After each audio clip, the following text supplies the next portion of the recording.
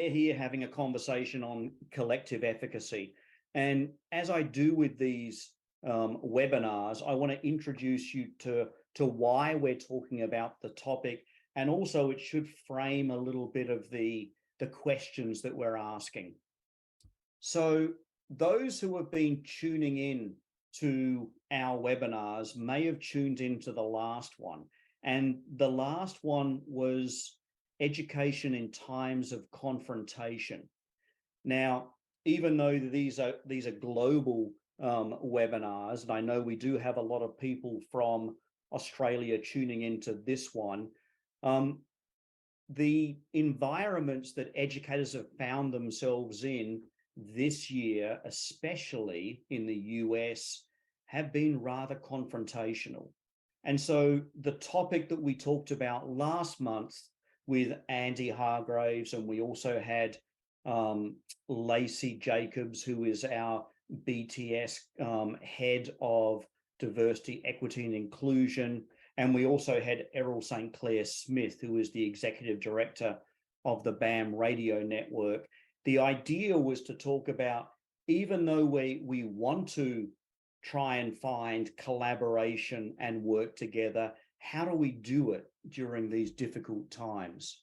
So we actually had an article that came out talking about this and talking about how we can start to foster collaboration. What we're aiming to do in this conversation with John is obviously talk about collective efficacy, but we also want to lead it on from the last conversation. So we want to take it, taking from what Errol said in the last webinar about collaboration being the only way if you want to make change, we want to actually start to see and understand how collective efficacy can fit into that. Or can collective efficacy be one of these real solutions for the challenge of confrontation that Lacey was mentioning? And then, not to forget our friend Andy Hargraves, but he was also mentioning in the last webinar about if we want to see change, we really need to start the change with ourselves as school leaders, ourselves as educators. And so it's not always looking to someone else to start that change. What role do we have as school leaders in making that happen? So yes, this is a conversation around collective efficacy, and we'll tap the mind of John Hattie around that. But it's also trying to feed through this path around collaboration. How does collective efficacy fit in that? Can it be a North Star or a driver to make us more collaborative? And then what do we as school leaders, what do we need to do to really start to make this happen in our schools and in our communities as well? So with that, it's really time for me to introduce John Hattie. So John, if you want to open up your camera and open up your microphone. I'm sure that most people don't need an introduction to you, John. You're, as the TES has mentioned there in the bio, you're one of the most influential, if not most well-known educators and educational experts globally. And we were just chatting before we started this webinar about your previous travels, which were in the US, and then your upcoming travels, which seem to be touching every rural jurisdiction in New South Wales and Victoria, and then heading over to Israel. Is that correct? That's correct. It's nice to be back on the road after 2 years of being off the road. Yeah, it's been a funny old time. It's been a funny old time indeed. And one thing that I'm sure that you've noticed and will notice when you go out there again is that these conversations about where education is going and where it should be going seem to be front and center in a lot of jurisdictions right now. And you're right. And you made the comment in the intro about your country and the US. You're better at using adjectives than anyone else to create situations that don't necessarily fit with what's happening on the ground. And that's pretty unfortunate, but that's the politics of education. Yeah, it certainly is. We've sort of gone through, it's just been strange. We've all globally gone through these issues and dilemmas and crises via the pandemic and racial unrest and economic unrest. And just when we come out of it, it seems like we're creating some additional controversies, at least here in the US anyway, to keep the uncertainty going. But I was in go your ahead. country 2 weeks ago when the announcement came out about the NAEP scores. And believe it or not, Sean, there are already 4 meta-analyses on the effect of COVID on kids' achievement. And it's not large stuff. It's only about 15 to 20 million kids, and it's mostly the Western world. And we know the incredible unrest, the death, the unemployment, the equity, the resourcing, you know that. So what do you think the average effect size? And the 4 meta-analyses, different articles, all come out with the same kind of number, minus 0.14, which on the metric is tiny, tiny. And you got to wonder, what did we do that works so well that caused such a small loss? But here's my point. When I was in the US about 3 weeks ago, when NAEP came out, we had, this is a disaster. This is the worst ever. We had this, and we had the superintendents on and the commissioner on and all that. So as you do, I calculated the effect size for NAEP, minus 0.08. Not as bad as the rest of the world, but you're better at creating a crisis about it. And I want to turn it on its head. And it's a really good introduction to what we're talking about today. When you actually look at what happened during COVID, I don't know a single government or system in the world that came up with a policy to tell teachers and school leaders how to teach and run their schools during COVID. It was all bottom up. I saw more collective efficacy during COVID, principals talking to each other. What are you doing? What's working? How's going on? And so on. We saw that collective efficacy in action. We come back to our regular schooling and it's just hard work again. Yeah, I know. I agree with that 100%. I thought that educators did an amazing job during the pandemic. When they first closed here in the US, schools closed within a couple of days in about May 2020. And within 3 or 4 days, schools were reopened again. Now, it wasn't pretty, but then when they reopened for the next school year back in August, September, it was markedly different. And like you were saying, the way that teachers and educators came together, shared expertise, determined that our North Star is to make sure that everybody is safe and we can keep education going. That became the driving mission. It was fantastic. So when anyone talks about learning loss, I want you to look them in the eyes and say, what learning loss? Learning continued. Now, I'm not saying we should have distance learning. It was a minus effect, for goodness sake. But I do think that we have to turn it around. And I'm very proud of, I thought, I gave a talk looking at all the evidence not so long ago, and I'm very proud of the title, An Ode to Expertise. Because my argument is the reason that we didn't go back a lot were the teachers, were the educators. Yeah. Exactly. The effort they put in was amazing. Yeah. We actually did we did a webinar, people can look it up on our YouTube channel, called New Beginnings. And it was based on this idea that in the US, everyone was talking about learning loss. This was back in September of last year.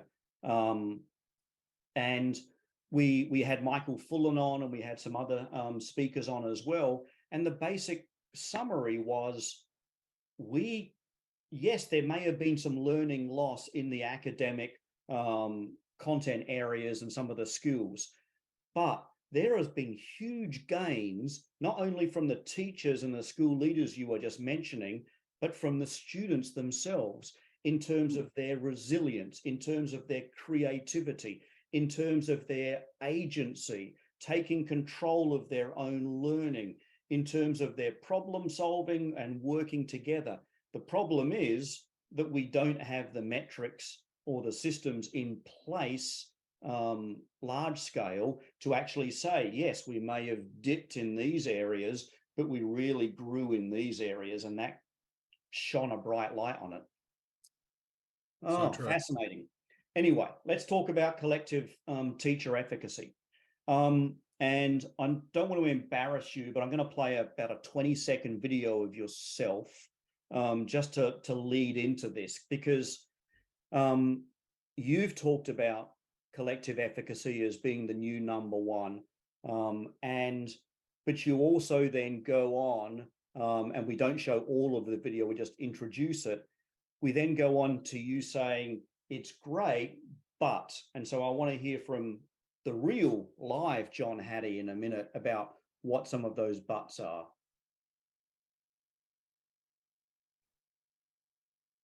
Well, the new number one in visible learning is teachers' collective efficacy.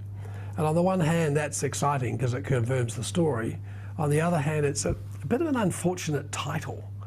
It kind of implies that having efficacy, having confidence, having all the teachers in the school believing they can make a difference. It's actually more than that. Yeah, so there we are. We cut you off halfway through.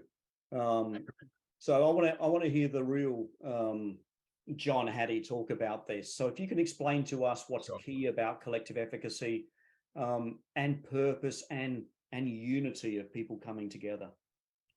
Well, let me start with a parallel with professional learning communities, Sean. I wish the DeFores, when they promoted that and invented that, had copyrighted it, because it didn't take long for every meeting of every staff meeting to be called a professional learning community. And it's kind of missed the point, and people are now jaundiced about it. It was a superb idea misused. And I worry the same about collective efficacy, that it's getting a meeting together, your collective. And you mentioned Andy Hargraves. He's long been argued that there's so much contrived collegiality in schools. And so if you'd gone on another few moments in that video, I was saying that maybe we should, when we say collective efficacy, we always should say collective teacher efficacy about impact. It's not about sitting together and deciding the bus timetables. It's not about sitting together and preparing a lesson. Nothing wrong with those kind of things. They have to be done. It's about working together, critiquing, hearing, listening to other teachers' expectations, how they're delivering on those expectations, what the impacts they're having, how we moderate each other's understanding of what an A and a B and a C is. That's the essence of the collective efficacy. Now, it kind of starts with that powerful notion, efficacy, expectations. And like I was at a school not long ago where the principal got up before we started and said, I want to explain about the school. This school take kids from low SES areas, a lot of minority kids, a lot of refugees. She said, it's not surprising that we're not doing a very good job. And I knew immediately that that school had a serious problem. The school leader. She was reinforcing an expectation.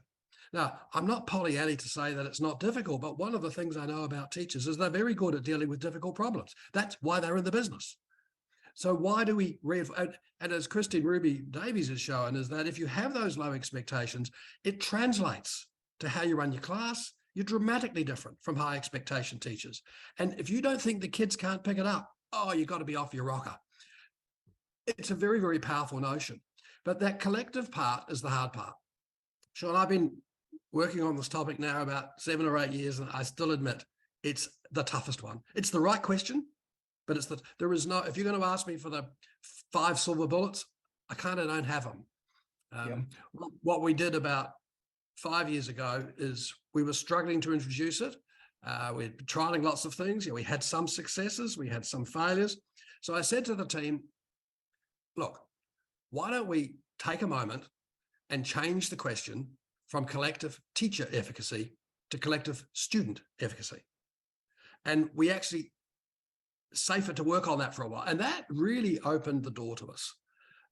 It really opened to the door that there are certain skills that are needed. It's not just meeting together. Like the most powerful skill is that can the teacher and the school leader stand in the shoes of others? Stand in the shoes of other teachers, stand in the shoes of the kids. That empathy, that social sensitivity, it's critical. And sadly, some teachers can't. And you kind of hinted at it with COVID. We're so used to standing up in front, controlling the class, picking up our noticing what's going on. standing in the shoes of the students, it's tough. The second is turn taking. And like you go back to COVID, we know that in the regular class, we talk 90% of the time, we ask 200 questions a day requiring less than 3-word answers. You couldn't do that on Zoom. You had to switch from talking to triage. You had to listen to the students where they're at. You had to realize that, as you hinted, some of the students weren't very good at working alone and working in teams. So you had to worry about that. And that's where collective efficacy really pays off, when you move to turn taking, when you move from talking to listening. And the other big one is that there are only certain tasks for which collective efficacy makes a difference. Tasks that require multiple interpretations. If you're trying to solve a maths problem, if you're trying to solve a bus timetabling problem, find the brightest person in the room who can do it. It's not collective. Whereas so many tasks that I see in professional learning is to solve almost a closed problem to come up with it. And no wonder that we default to the brightest person. We sit back and wait for someone else. It must require multiple interpretations. And here's the hard one from a kid point of view. You got to have two forms of assessment, one about the group work and one about the individual work. Otherwise, kids learn from what you assess and how you evaluate. And if you only evaluate the group work, some kids will sit back and, in the jargon, social loaf and let someone else do it. You need both. Now, what I'm hinting at here, Sean, that's why it's hard. But let me go to the other side of it. It is one of the most powerful things we can do. And when you see it in action, like I would argue we saw it in action in COVID, it's remarkably powerful. Yeah, no, it's wonderful. You and I were emailing back and forth a little bit before this, and you'd mentioned that change in shift towards student collective efficacy.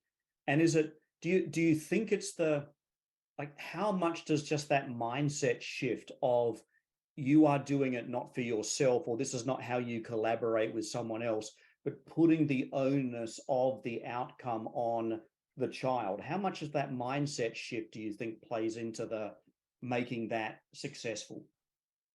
Well, Sean, from all my work over the last few years, it's come to me very clearly that it's not what we do that matters, it's how we think about what we do. So yes, and let me give you an example from my own experience. Like, I've been a dean, a head of school in 4 different universities for 20 plus years. I have sat in so many meetings where I have said, oh my goodness, I could do it faster myself. I'm the problem. I don't have confidence that the group can come up with a better answer than the individual. And that is a very, very serious mindset that you have to have when you walk in the room. We know some stunningly high impact teachers who come to the staff room and sit there. It's not about me. I'm not going to talk about it. That's a problem. And there are skills. Like one of the skills I mentioned, one of the most powerful skills is turn taking. Now, Sean, I'm an academic. I wait for you to shut up so I can talk. That's not turn taking. Yeah. And like, you look at professional learning in schools or even staff meetings, who talks? Where's the turn taking? And it requires a really good leader.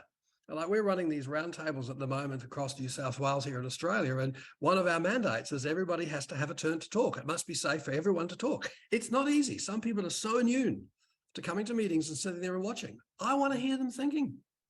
Yeah, no, exactly. It's almost like I joke with my family of Lord of the Flies, and you can, who has the conch and you can speak now kind of thing. But it's going back to the same idea as well. Yes. Yeah. We used to have the talking stick at the dinner table to make sure all my kids didn't learn from their father and just talk all the time. And I think they actually did it to shut me up.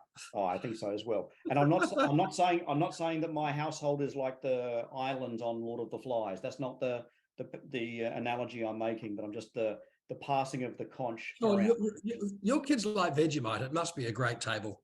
Of course. They're dual nationality, but they definitely love Vegemite. Exactly. It's been, yeah, and I agree. I think the stuff we've learned over the past year and a half as well has just been fascinating in terms of how our schools are changing and also what's been working. When you were talking about pause, Sean. Why are we rushing back to the old normal? Yeah. Oh, we're not. Well, is that you and me rushing back to the old normal? Because I don't think we can. I don't think you and I are doing that. I think you and I are looking at ways that we can move forward. The message here across Australia at the moment from every system is COVID's over. Go back to where you were. The biggest travesty of COVID is we learn nothing. Yeah. Oh, and that was said as well. There was a superintendent we had on one of our webinars, and he was talking about, they talk about the lost year of learning in the US, and he says, and his quote was, "Lost year. It's only a lost year if we don't go back and understand what we actually gained and what we learned and what we benefited from during this year. If we go back to the way it was, then it's been a lost year. It's been a wasted year." Well, this is a very good example for running a collective efficacy session where you ask all the teachers to jot down all the things that worked well in COVID, all the things that worked well in the regular classroom, and then have a discussion about how we can learn from both. Now, you need turn taking. You need confidence that the groups come up with a better answer than the individual. It's a really perfect topic to have a focused collective efficacy session on. Yeah, yeah. And one of the things that when you were speaking as well before, when you were talking about the taking turns and not having the one person speak all the time, we actually came out with a white paper about a year or so ago, looking at what were the mindsets and skills and behaviors of leaders that actually thrived in that first year of the pandemic. And they weren't the ones that were the traditional captain of the ship. I know the way, follow me, we're going over here. They were actually the ones that showed vulnerability, said, I don't know, what do you think? And what that created, it created space for others to come in with other perspectives, other points of view, and grew those people as leaders in their own right. It was fascinating. I'd love you to put a link of that in the chat room. I'd love to see that paper. Yeah, I'm sure. I'll do it a little bit later if no one else does it before. Then we have a couple of our BTS Spark people doing that. But here's the main question I want to get to. There are others, but this is one of the main ones today. Is where we're still going through this. Where do we want education to go? We're still going through this, trying to seek collaboration. We still have some uncertainty, and we still have in the US some confrontation. Can a focus on collective efficacy itself be a tool that actually drives people together? Like, can we say, all right, our focus is going to be on growing collective efficacy across our school. This is what it means. This is how we're going to get, it's going to work. Can that bring people together to be more collaborative and collective? Yeah, look, I was in a school in Dallas a couple of weeks ago where they've been doing that over the last couple of years, and it's kind of stunning actually when that happens. So absolutely you can. It's a very, very powerful way to respect all the views of the school. And obviously I want it to go further, not just in the staff room, but in the classroom. But here's another problem, Sean. I asked the listeners there today who have been teaching 10 or plus years, how did they become excellent?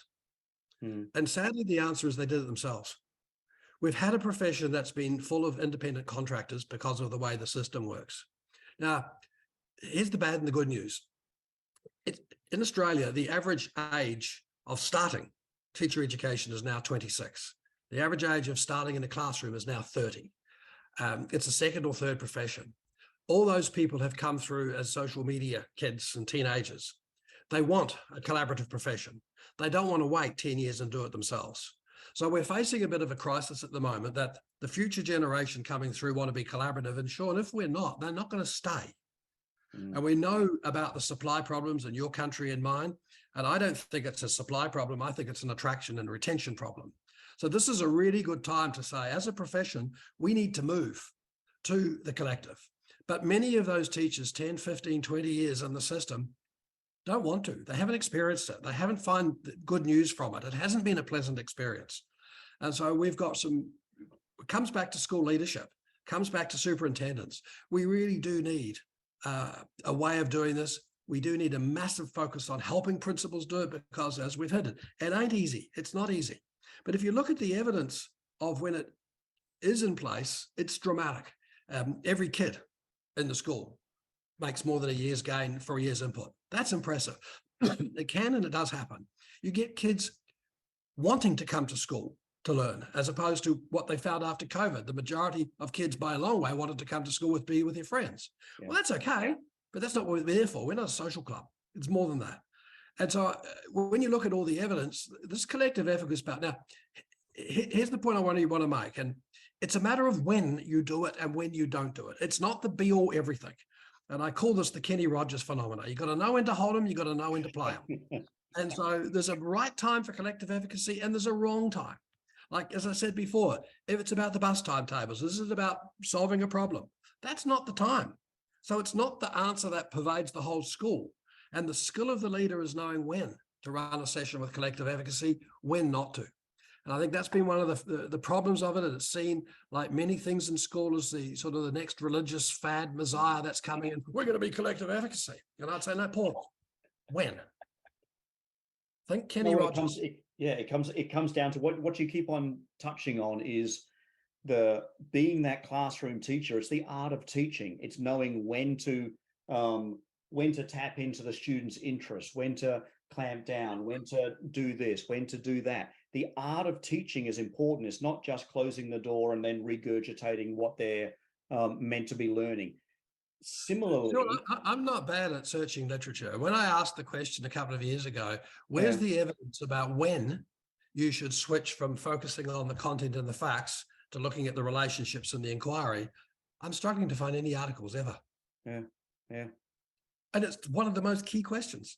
Yeah, I know. And we seem to have this dichotomy in education to say we're either one or the other. We're a polar opposites, but we know in our gut. You ask any teacher who's been teaching for more than 5-10 years about their most successful classrooms, and they're the ones where they know the students, they have relationships, where they believe that what they're doing is meaningful, when they have high expectations of all the kids. We know this from our gut, but we sometimes, well, we're going to touch on in the next question, we sometimes leave that personal relationship, human side over there, and we worry about the academics and the learning over here. When these two things, as we know, they're connected. You can't really have learning gain without relationships and a safe, secure, trusting environment. I'm struggling here. There's a yes and no to that. Okay. My worry with the whole relationships, it's not, and I know you're saying that, it's not just relationships between you and the students, it's how you build relationships between the students. But here's my point, and it's the heart of collective efficacy in the staff room or the classroom. We do that for a reason, not because it's necessarily good in itself. And the reason we do it is because we build trust so kids can say, teachers can say, I am wrong, I don't know, I need help. And that's the biggest essence here. Like by age 8, most kids learn in the classroom, if they don't know, look like they do and hope they don't get picked. Yeah. It socializes them in from mistakes are embarrassing, particularly amongst their peers. The heart of collective efficacy is that failure is a learner's best friend, that errors are opportunities. And in a staff room, if I get up and say something and it turns out that I'm wrong, I've got to feel safe to talk. Otherwise, I'm not a learner. And so when you talk about relationships, again, think of them as a bank to be used in these circumstances, and ask yourself the question, in the staff room, in this classroom, is it safe to fail? Yeah, I think reminds me, I think it was Google, not saying they're the safest place to work at, but I think Google actually would give raises and promotions or rewards for groups who were working on a project and failed. And so they did it purposefully so that they would make people experiment more. They would make people think out the box a little bit more. And they changed that climate and culture of, no, this is a safe place for you to try something different. Imagine that in a school, Sean. It'd be fantastic. It really would. It'd be fantastic. And to be honest, many of the best schools out there, and you can tell what they're like when you walk into those schools, have a really trusting environment and have an environment where we're here to learn and people feel safe, not just physically safe, but they feel, like you were saying, academically safe as well. And the school I was in a couple of weeks ago, they were poring over their evidence in one particular class about why it wasn't working. And it was a stunning conversation. Yeah. Oh, fantastic. So this is a point that came up out of the last webinar as well that I wanted to raise with you, and we've sort of tapped into it a little bit by talking about trust and talking about how we develop trust. And it was Errol St. Clair Smith who was talking about the collaboration, and he said we have to confront these issues and we have to be personally collective.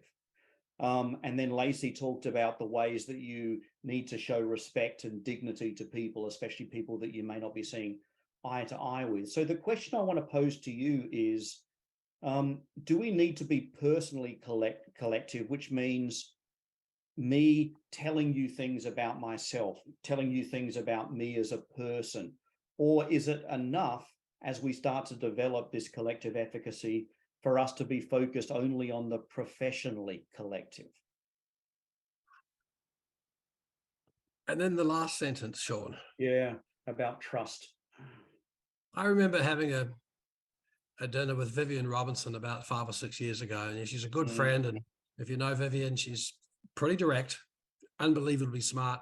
And I was saying to her, look, we're having difficulties building the trust so these things can happen about the personal and professional. And I said, yeah, sometimes it takes us 6 to 9 months to build the trust for this to happen. And she looked me in the eye and she said, John, you mean to say that you waste kids' lives for 9 months while you work out how to build trust? Whoa, that hurt. So I said, okay, what do I do, Vivian? And this is, I think, her answer to this question, what I talk about, her answer to this question. Trust is who you are. Trust is when you walk into a room. Trust is when you listen. Trust is when you demonstrate that you have heard and listened. Trust is having the right conversations, being, in her words, open to learning. So I use that as the argument. And therefore, I don't use that notion of personal. I don't want to know what you had for dinner. I don't want to know about your puppy dogs and all that. That's going to make the difference. Yeah, it helps build the trust, but trust is who you are. And I would say to you, Sean, that for many educators, for many humans, we make decisions about trust, about Sean Slade, about John Hattie, usually within about 3 to 5 seconds of first meeting them. So it's a matter of how you walk in the room. It's a matter of whether you're going to be open. If you walk in and you're clearly going to run a 2-hour closed conversation, that's a powerful message. Now, I don't want to portray the opposite, that you walk in a room and you sit there for an hour and you just listen. I think Carl Rogers got it right. And the first time you meet, demonstrate you're a listener.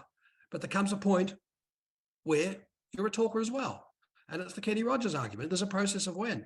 So when I look at that, I'm not sure I want to have a discussion about must we be personal, must we be professional. I want to start with how do you build the trust that you're open to learn and you have something to contribute. Fascinating. Yeah. We could. Well, I'm glad you're bringing in Kenny Rogers because you're tapping into the North American psyche right there with his songs and his. If you can bring in Dolly Parton as well. Someone mentioned to me that Dolly Parton is across the US. As long as you mention that you like Dolly Parton, that crosses all political, geographic, racial, cultural barriers. You're sort of you're in. So. We'll work on that. Maybe you're working on that one. Kenny Rogers is a good second place there.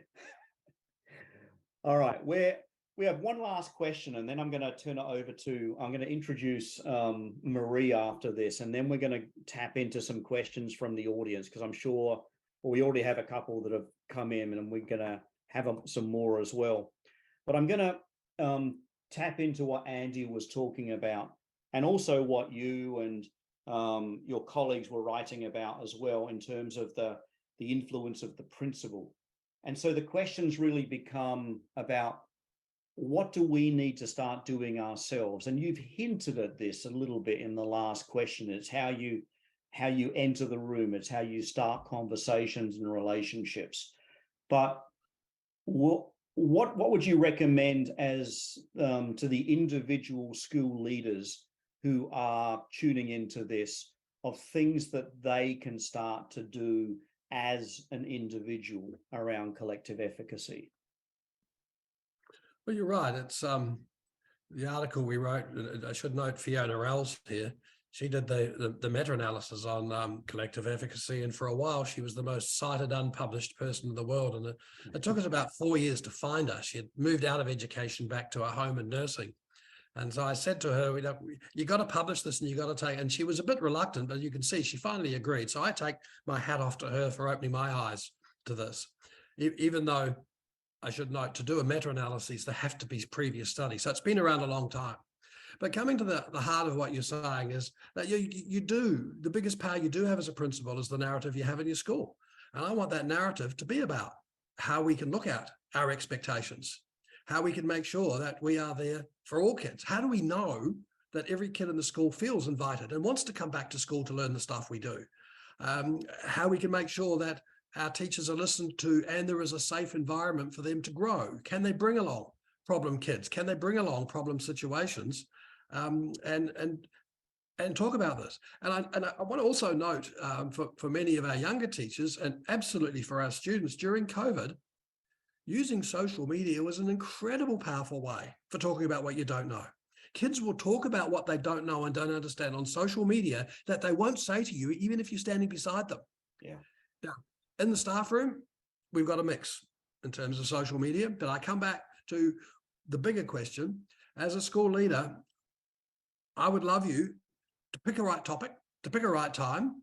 Maybe you need some outside assistance to get this going, to give you some safety valves, and also to critique and reflect on your ways of running these things and run some collective efficacy sessions. Specifically, we're going to do this. You might want to start small with 5 or 6. Now, the art, and you can imagine I'm not very good at this, the art is not being the dominant speaker. And it's tough. I've done it many times. Sometimes I have to sit there looking down because they all want to come and, well, what does he think? What's his view? Well, it's not about my view. It's about their views. Now, it's not easy, but I would say start small, start specific, but don't please get up and say tomorrow this whole school's going to collective efficacy, because it just won't work. Yeah, it's a process. It's a process. Yeah. Just like building relationships are a process, and building trust and building safety and academic safety and the ability to try things and not be ridiculed. It takes the right environment and the trust. It reminds me, before I was talking about how, there's the art of teaching, there's also the art of leadership. And leadership is not just doing walkthroughs or establishing the bus timetable or getting the right people on the board or making sure the schedule, aligns to what it should be. The art of leadership is the atmosphere that you build, the culture that you build, what and when you call out to actually make people pay attention to that at the right time. So I see those things as two different things, as well as I'm sure you do. They're aligned, but they're two separate things. Mm-hmm.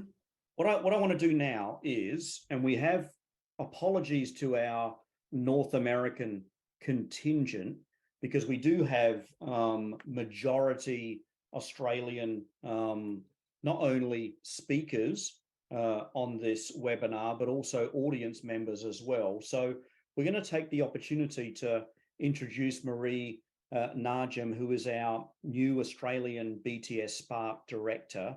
And what I'm going to do, as she's just outlining some of our work and asking you a question as well, John, on our mindsets, is I'm going to ask people in the audience to start chiming in and putting their questions into the Q&A function. And so when I come back in a minute or two, we'll go straight to audience questions. So Marie, if you want to open up your video, and we will move to the next slide.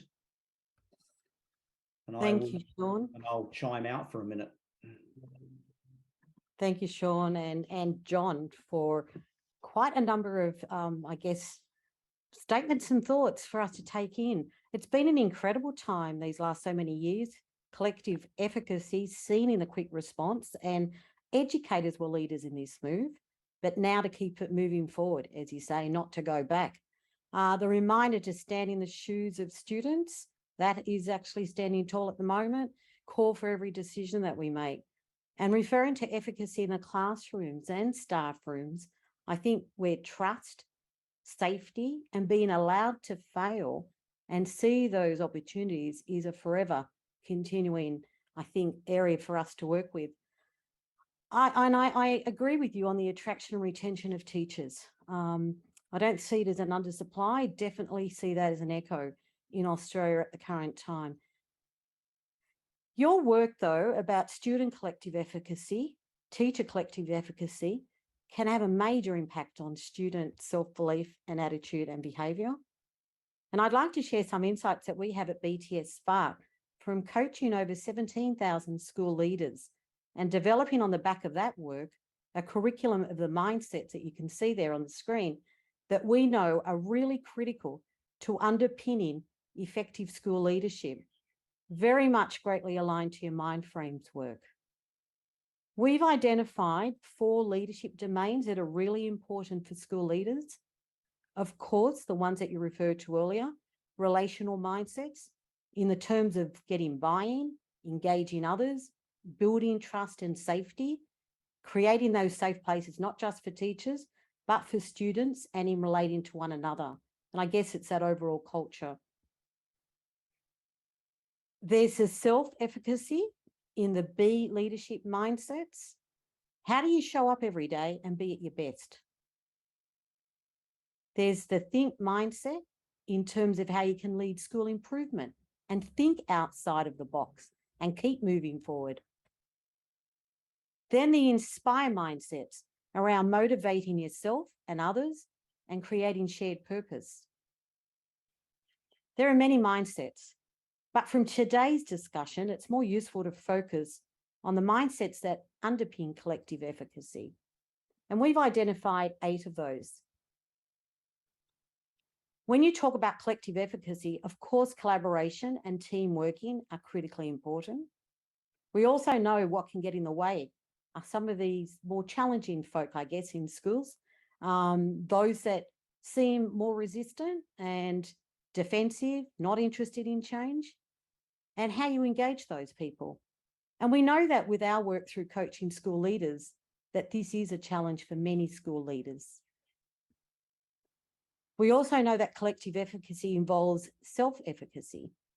Key amongst that is your own self-confidence, your courage to speak out and to do things differently, and your growth mindset, your openness to learning new ideas, your willingness to take new risks. We know that some of the think mindsets that are core to collective efficacy involve challenging the state of play at how we've always done things and being prepared to experiment whilst keeping student outcomes and student experience, learning experience, always at the core of every decision. And finally, John, we think the inspire mindset around being able to lead in an environment of uncertainty and complexity, being comfortable with that is critical, as well as cause ability to create shared purpose. What is interesting is when you do go into a school, and Sean mentioned it earlier as well, is that high collective efficacy, you can actually feel it as you walk into a school. You can feel that sense of shared purpose amongst the staff teams. And I guess some people call that a school culture. And as you mentioned earlier on, John, it can start at the top with what expectations a school leader does cite. That's a quick synopsis of some of our insights of coaching school leaders, 17,000 school leaders who are keen to build collective efficacy. John, I'd be really interested in your perspective on those mindsets and which ones do you think come to the fore in this discussion?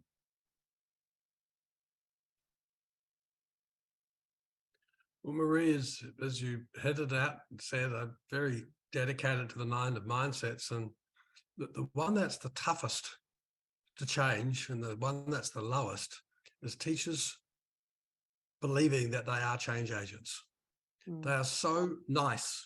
They always give credit to the kids, to the resources, to the curriculum, to the leaders, the class size, you name it. And I make the point that during COVID, it's sometimes very hard to get teachers to say, I did it. I was the reason that kids are doing really, really well. And I think that's the one that we really need to start with, because that leads into, you know, the expectations. It leads into that confidence. We have, and what keeps me going, we have some stunning teachers in our system. And I've never been in a school yet that hasn't got a reasonably large size group of stunning teachers. And I just find it fascinating that we're very, very good at finding failure and fixing it. We aren't very good at finding success and scaling it up. And so when I look at the ones that you've highlighted there, challenge the way things are done, engage others, that confidence, that growth mindset, that confidence. Like we know we have some really tough kids, but I don't see teachers shying away from that. I see that as a challenge that they want to take on, and they're very good at it. And so I just keep worrying as a profession. Like we know also here in Australia that the Morgan poll came out a few weeks ago with the 4 top esteemed professions in Australia: doctors, nurses, pharmacists, and teachers. But when we look at the teachers, only about 20% of them claim they're esteemed by the public. We have a serious problem about our beliefs about ourselves. And I want everybody on this podcast and everybody here to start with the premise: I am very good at changing kids. I am very good at improving them, and work from there, because that's the toughest one. And I think in terms of all of this, John, when you have that belief, that self-belief, it's as though you create that culture in your classroom. And then students have that belief too. But one of the consequences of that belief, and I know this sounds negative, but it's powerful, is you walk into a classroom and continually saying, where didn't it work? Where can I improve it? And that's really the critical essence of having that. You don't walk in and say, I'm brilliant every day and therefore everything's going to go smoothly. That's not how my classrooms work. Things go wrong. My teaching didn't work. Some kids don't get it. But that constant evaluative notion of looking around for ways to improve, to make a difference to kids' lives. And it can come across in the staff room as a bit negative, but it's incredibly powerful, because it's kind of like the best way I can explain evaluative thinking. Those teachers are very nosy. Yes. With permission to be nosy. That could be a new article we write. The permission to be nosy. I like that one. Yeah. Yeah. It's and just harping on and continuing what you and Marie were talking about. It's like, if you ask the majority of teachers about why they began as teachers and they entered the education profession, they will say things like, I believe that I can make a difference. I believe that education is one of the best vehicles for not only fulfilling the individual's potential, but changing society or improving the community. So they go into the profession believing they're change agents, and then maybe it just gets whittled out of them, due to too many policies and procedures. I don't know. All right, I'm gonna jump onto some of the questions from the audience now as well. So we've got a few in here, and there's one which touches on wanting you to expand on the concept of building relationships with the students, and to what end.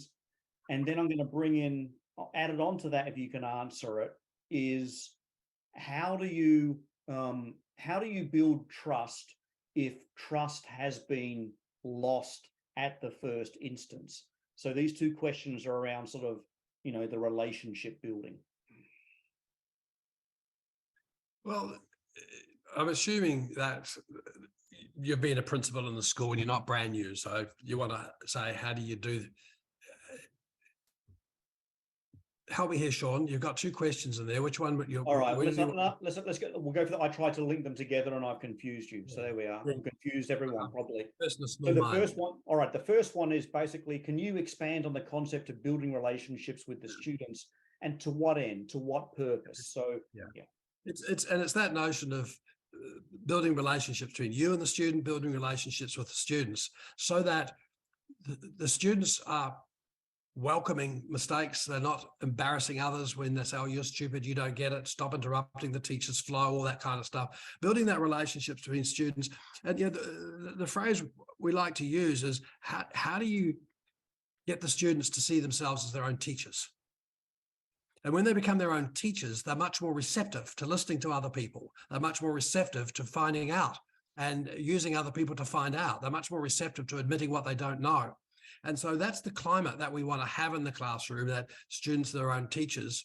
And that's a much easier concept to understand than all the jargon we use, like self-regulation and all those things. It moves it beyond the relationships. Like, as a teacher, you have to build relationships. If you ask and invite the students to be the teachers, they're going to have to build relationships. Now, there are skills they have to learn. Some kids don't have those skills.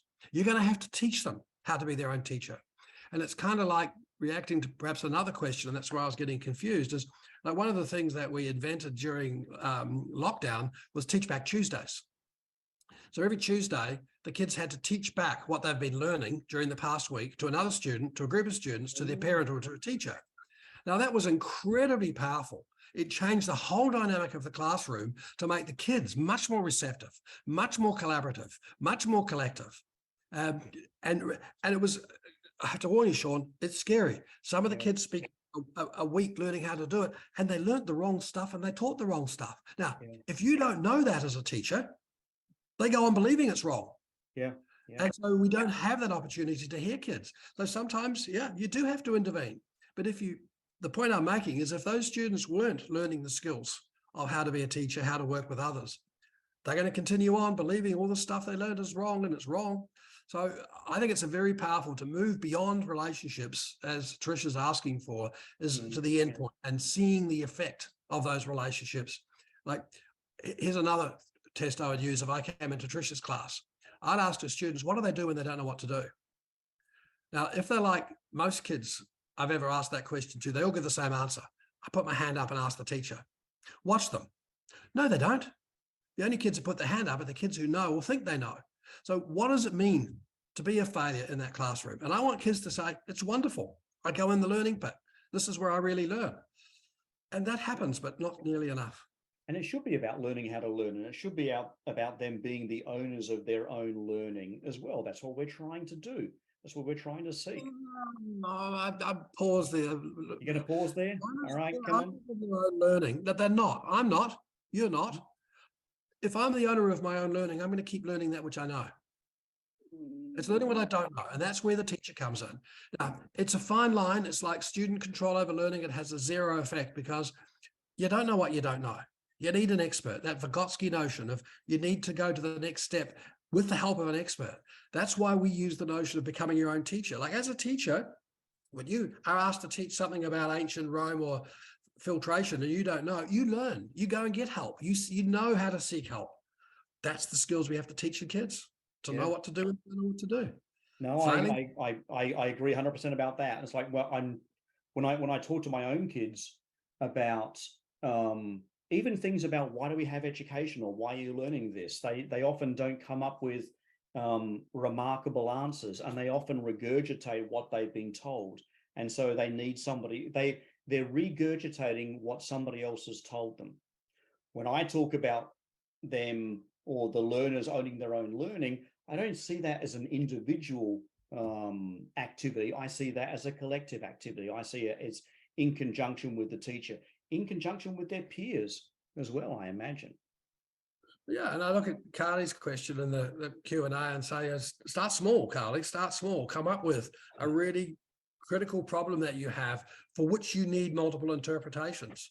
And then mirror and mimic the kind of things that you want in the team, that listening skills, that turn taking, not necessarily saying at the end of the hour we have to come up with an answer, but we need a set of possibilities and come back and try and use that all open to learn notion I mentioned from Vivian Robinson. Start small and build up.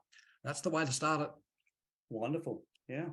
We also have another question we have a question from Fiona, who's asking, making a difference in the kids' lives as a measure of teacher success is interesting.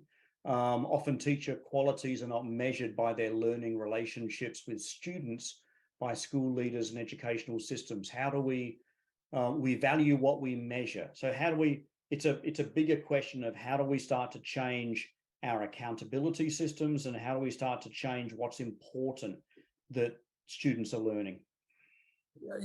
You're right, Fiona. Yeah, we do treasure what we measure, but I don't want to see this as a barrier. Like, your country is very good at putting thermometers up everything that moves. It's not a very healthy situation. You have continuous debates about changing your curriculum, doing all these things. But I want to look you in the eye, Fiona, and say, but the teacher down the corridor can do it. Same curriculum, same kids, same time, same press. It's an individual thing as much. Now, I would love to change the system. And yes, I've moved across into the political world to try and do that as well. But I don't want that. I don't want us to wait. I want us to lead. Change starts with an individual. There are stunning teachers now, many of you who are doing this regularly in your classrooms. Let's learn from them about how we can pick it off and build up. That scaling up of success is so powerful here. So yes, you're right, Fiona, but I've never seen that as a barrier. I've seen that as an opportunity. Yeah, take it as a challenge, and have teachers start to see themselves, not only the kids as change agents, but have the teachers start to see themselves as change agents as well. And like the anonymous person, what do you do? Teachers not wanting to work together with one another. Yeah. That is the problem. That is absolutely the problem. Now, my argument is you treat them like you treat a kid. You set up a program. You start small, you build up. You work away, you're persistent. You have high expectations, it's going to work. And it is slowly. It can take a year, it can take 2 years, but oh my gosh, it's working for, particularly those teachers not willing to work together with each other who have high impact. If nothing else, we want to hear their thinking in the staff room. We have to create space for them. We have to build the confidence in them to contribute. We have to build the confidence that they're worth listening to. Not easy, but it's the right job. Fantastic. Well, we're about 60 seconds out from the end of our allotted time. So as usual, I could talk for another hour with you, John. So we haven't even touched on Aussie rules football or the best ways to eat Vegemite or the important stuff yet. But time is running out, unfortunately. And I'm sure you have other places to go. So thank you very much. Just to quickly finish off before we say thank you and goodbye, a quick recap of the work that BTS Spark has done, and Marie did a great job in outlining that. And we base everything on these mindsets, and we're strong believers in our coaching programs as well, that it starts with mindset. Mindset is going to affect the behavior and what people do. And we're also strong believers in the role of school leaders. And by school leaders, we don't just mean the superintendent, the headmaster, the principal. It can be teacher leaders as well. We've been running these webinars now for about, a year and a bit, across Australia, across the UK, and across North America. And all of these webinars are up on our YouTube channel. So this one, and everyone will be alerted as well by email, this one should be up within 24 hours. And if it's not, you can harass John, all right? I'll send you out his email as well, so you can tell him to quicken up a little bit. And if you do have questions, or if you want to drop us a line, find out more about our work, you have our links there. So, that was fascinating. Thank you very much, John. I hope you enjoyed it as much as I did, and as much as our participants did. Thank you, Sean. Thank you, Maria. Thank you, all those that are on the webinar. Wonderful. Okay. And for everybody else who tuned in, have a great rest of your evening or rest of your day, wherever you may be. Thank you.